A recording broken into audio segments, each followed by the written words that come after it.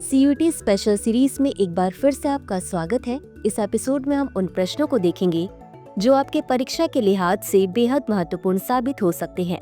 तो चलिए शुरू करते हैं। किशोरियों के पोषण और स्वास्थ्य की स्थिति में सुधार लाने के उद्देश्य से किशोरियों के लिए योजना किस वर्ष शुरू की गई थी? ए 2010, बी 2015, सी 2018, डी 2020।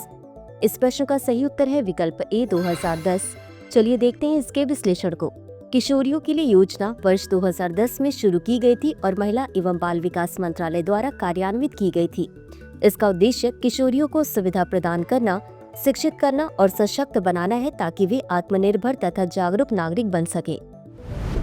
अगला प्रश्न है, सरिस्का बाघ अभयारण्य राजस्थान के किस जिले में स्थित है? ए भरतपुर, बी उदयपुर, सी अलवर, डी जोधपुर। इस प्रश्न का सही उत्तर है विकल्प सी अलवर। चलिए देखते हैं इसके विश्लेषण को। सरिस्का बाघ अभयारण्य राजस्थान के अलवर जिले में अरावली पहाड़ियों के भीतर स्थित है। इसे वर्ष 1955 में वन्यजीव अभयारण्य घोषित किया गया तथा वर्ष 1978 में प्रोजेक्ट टाइगर के तहत बाघ अभयारण्य बना दिया गया। अगला प्रश्न है, भारत सरकार ने नारकोटिक्स कंट्रोल ब्यूरो की स्थापना किस वर्ष की थी? ए 1985, बी 1986, सी 1988, डी 1990। इस प्रश्न का सही उत्तर है विकल्प बी 1986। चलिए देखते हैं इसके विश्लेषण को। भारत सरकार ने वर्ष 1986 में नारकोटिक्स कंट्रोल ब्यूरो की स्थापना narcotic drugs and psychotropic substance अधिनियम 1985 के तहत की थी। अगला प्रश्न है, भारतीय संविधान का कौन सा अनुच्छेद स्वापक औषधियों और मना प्रभावी पदार्थों पर राष्ट्रीय नीति का मार्गदर्शन करता है? ए अनुच्छेद 43, बी अनुच्छेद 42, सी अनुच्छेद 47, डी अनुच्छेद 51। इस प्रश्न का सही उत्तर है विकल्प सी अनुच्छेद 47। चलिए देखते हैं इसके विश्लेषण को। भारत की राष्ट्रीय स्वापक औषधि एवं वना प्रभावी पदार्थ नीति संविधान के अनुच्छेद 47 द्वारा निर्देशित है। यह अनुच्छेद राज्य को निर्देश देता है कि वह औषधि उपयोग को छोड़कर स्वास्थ्य के लिए हानिकारक मादक पदार्थों के सेवन पर प्रतिबंध लगाए। अगला प्रश्न है, कोलंबो योजना की स्थापना किसके लिए की गई थी? ए एशियाई आर्थिक विकास, बी सैन्य सहयोग, सी अंतरिक्ष अनुसंधान, डी हथियार नियंत्रण। इस प्रश्न का सही उत्तर है विकल्प ए एशियाई आर्थिक विकास। चलिए देखते हैं इसके विश्लेषण को।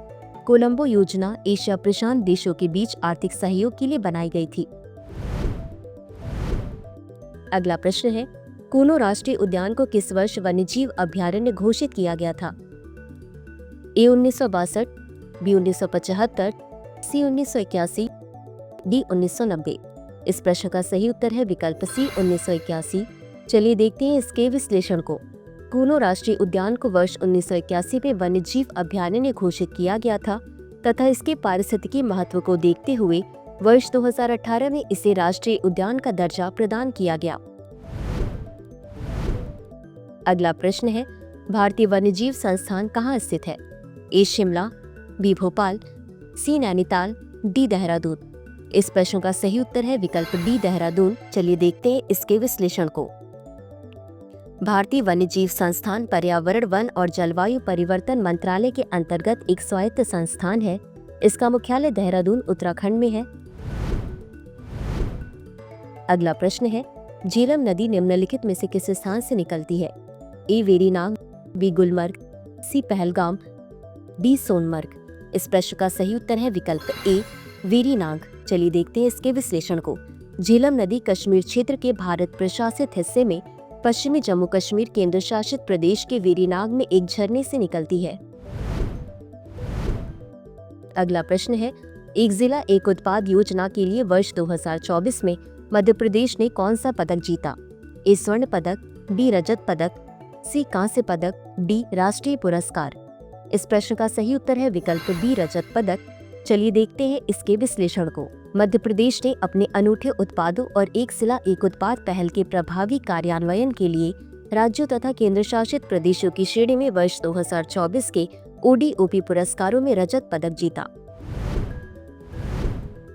अगला प्रश्न है, राष्ट्रीय शैक्षिक अनुसंधान और प्रशिक्षण परिषद की स्थापना किस वर्ष की गई थी? ए 1958, बी 1961, सी 1965, डी 1970। इस प्रश्न का सही उत्तर है विकल्प बी 1961। चलिए देखते हैं इसके विश्लेषण को। राष्ट्रीय शैक्षिक अनुसंधान और प्रशिक्षण परिषद एक स्वायत्त संगठन है। इसकी स्थापना वर्ष 1961 में भारत सरकार द्वारा स्कूली शिक्षा में गुणात्मक सुधार के लिए नीतियों तथा कार्यक्रमों पर केंद्र एवं राज्य सरकारों को सहायता व सलाह देने के लिए की गई थी। इसी के साथ अंत में देख लेते हैं आज के अभ्यास प्रश्न को। नेहरू रिपोर्ट 1928 का उद्देश्य किसके लिए था? ए साइमन आयोग, बी प्रथम गोलमेज सम्मेलन, सी भारत सरकार अधिनियम 1935, डी भारत छोड़ो आंदोलन। इस प्रश्न का उत्तर कमेंट बॉक्स में जरूर दें। आज के लिए बस इतना ही। धन्यवाद।